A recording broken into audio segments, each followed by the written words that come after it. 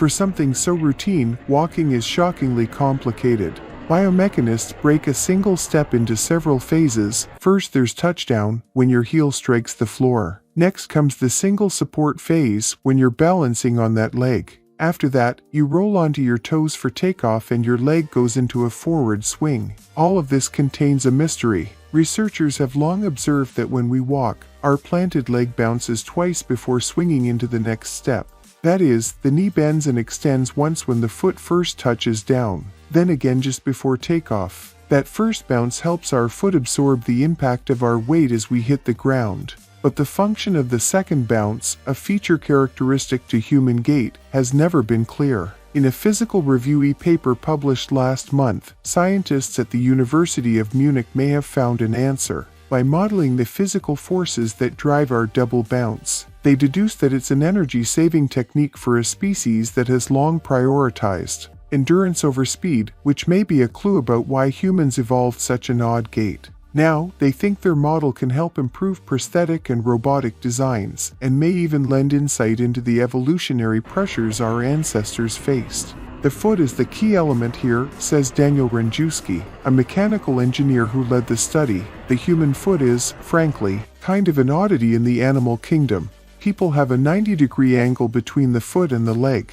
He continues, but few other animals do. That means most animals walk on their tiptoes or the balls of their feet, while we walk heel to toe. Human feet are also relatively flat, and our legs are quite heavy, both of which make staying upright while propelling the body forward a mechanical challenge. Our double bounce walking pattern is distinct from the single bounce we enact when running, which is a motion that's mostly airborne, says University of Munich sports scientist Suzanne Lipfert, a study co-author. While walking, the foot stays planted for up to 70% of a step cycle to help us stay balanced at slower speeds. But that comes with a trade-off, less time to propel ourselves forward. Counterintuitively, that means your body has to work harder when walking to recirculate the leg into its next step. It seems odd, at first glance, to aim for a gait that leaves very little time to swing your leg forward, Rędziewski says, because of how heavy our legs are, more mass requires more power. So given all these challenges, how does humanity manage to get around? For years, even our mechanical understanding of how we walk has been limited,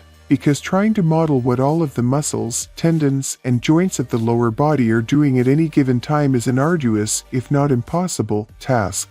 Rędziewski's team, however, discovered that the human walking gait could be reduced to a single equation, based on how the foot behaves during the double bounce. To build their model, the researchers reduced the foot-leg system to just 4 joints at the hip, knee, ankle, and toes. Using data Lipfert collected as a graduate student, information about the forces and joint positions of 21 people videotaped while walking on a treadmill. They tried to describe the foot's heel-to-toe stride as if it were a simple object rolling on the ground. That movement is easier to understand than trying to account for the entire anatomy of the foot. The resulting model quantified 2 competing factors that influence how the foot moves: the force of the upper body keeping it anchored on the ground, and the torque of the ankle trying to rotate the leg into swing. As long as the force of the upper body is larger than the ankle's torque, we stay upright. But, the team found, the longer this occurs, the harder the ankle works to overcome it, eventually loading up enough power to thrust the leg forward. And that's the magic, a little last-minute snap from the ankle. It's like nature came up with a clever trick to circumvent the limits of human body design, Rędziewski says. The foot stays planted as long as possible to keep us balanced, but the ankle takes advantage of that downtime, slowly building up energy for the eventual release. The team realized that the second bounce in our gait, when the knee bends just before the foot takes off, gives the ankle the final push it needs to fling the leg into the next step.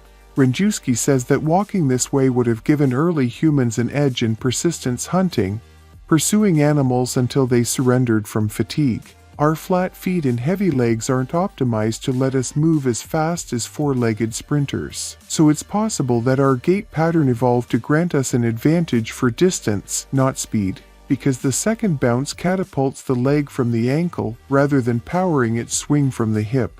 The motion uses a lot less energy, allowing our ancestors to stalk prey for hours or days without needing to recover. It's a nice simplification of what you might think of as fairly complicated foot mechanics, says Peter Adamczyk, a biomechanist at the University of Wisconsin-Madison who was not involved in the study. They've essentially computed the way that the force from the rest of your body anchors the ankle against its own torque.